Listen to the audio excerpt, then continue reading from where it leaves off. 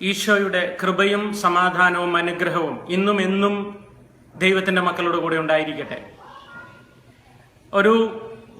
കഴിഞ്ഞ ബുധനാഴ്ച ലവ് ജഹാദിനെ കുറിച്ച് ഞാനൊരു ക്ലാസ് അപ്ലോഡ് ചെയ്തു. അത് കേട്ട് കഴിഞ്ഞപ്പം എൻ്റെ കുറേ കൂട്ടുകാർ എന്നോട് ആവശ്യപ്പെട്ടു, നിങ്ങൾ എന്തുകൊണ്ടാണ് അള്ളാഹുവും യഹോവയും ഒന്നല്ല എന്ന് പറഞ്ഞത്? അങ്ങനെ പറയാൻ പാടുണ്ടോ എന്ന്. അപ്പൊ ഞാൻ ഈ അന്വേഷിച്ച് എന്നോട് ചോദ്യം ചെയ്ത ആളുകളെ കുറിച്ച് പഠിച്ചപ്പോ ഭൂരിഭാഗം ആളുകളും പൗരസ്ത്യ സഭയിൽ ചേർന്ന ആളുകളാണ്, പാശ്ചാത്യ സഭയിലുള്ളവരല്ല.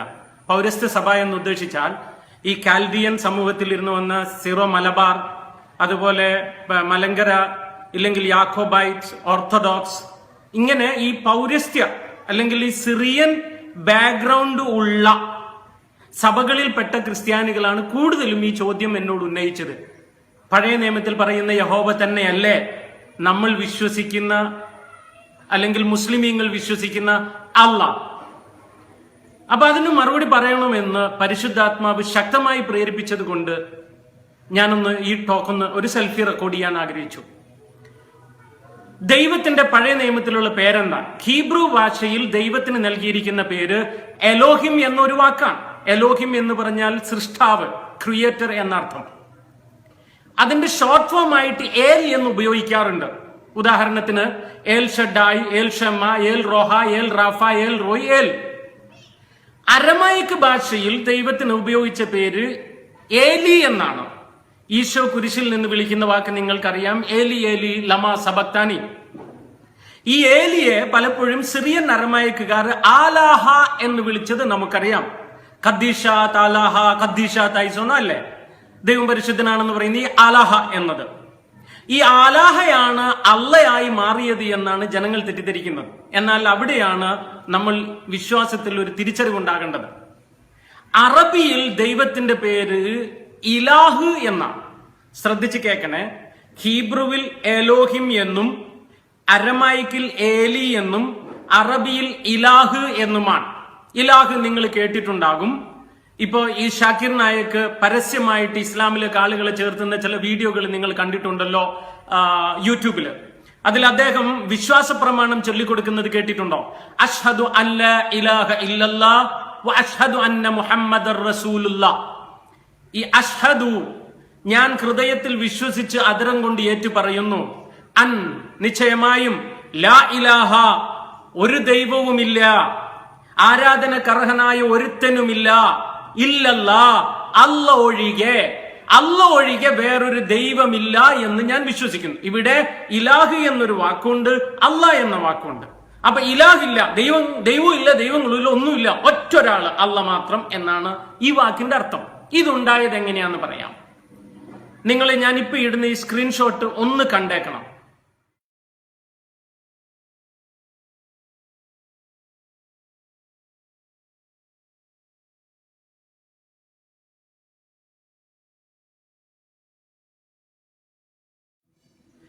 സ്ക്രീൻഷോട്ട് കണ്ടു കഴിഞ്ഞല്ലോ.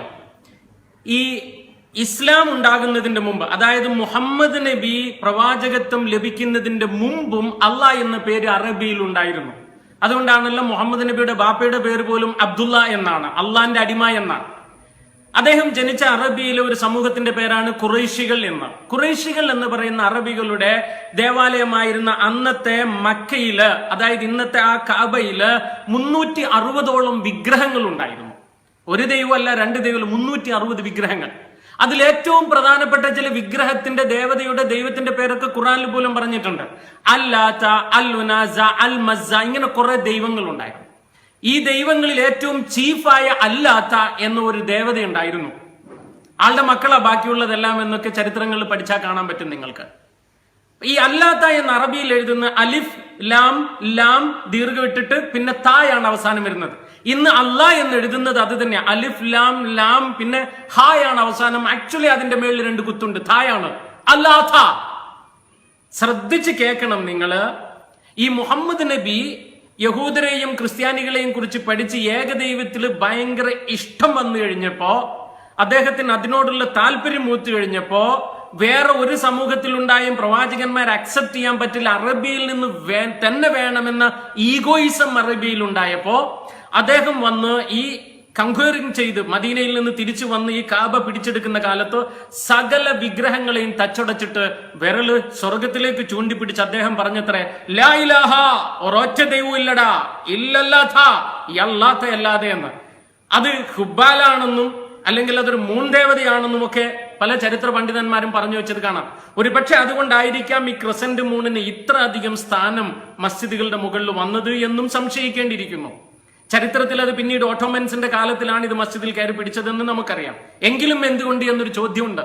ഇത് കൂടാതെ നമ്മൾ സംശയിക്കേണ്ട വേറൊരു കാര്യം, എന്തുകൊണ്ടാണ് ഹിലാൽ പിറവിയിലേക്ക് കൂടുതൽ, അതായത് ഈ ഹിജ്റ വർഷത്തിലേക്കുള്ള ശ്രദ്ധ അറബികൾ കൂടുതൽ കൊടുത്തത്? ഒരുപക്ഷെ പഴയ നിയമത്തില് നമ്മൾ കാണുന്ന ബാൽ ദൈവമുണ്ടല്ലോ, അതൊരു വിഗ്രഹമായിരുന്നു. ആ ബാൽ ദൈവത്തിന്റെ തന്നെ ഒരു പ്രതിബിംബമാണോ ഇതെന്ന് പോലും സംശയിക്കേണ്ടിയിരിക്കും. ഇതിലേക്ക് വിരളി ചൂണ്ടുന്ന ഈ വാക്യങ്ങൾ ബൈബിളിൽ നിന്ന് നിങ്ങളൊന്ന് കേൾക്കണം, ഒന്ന് വായിക്കണം. ഈ സ്ക്രീൻഷോട്ട് ഒന്ന് വായിക്കാവോ?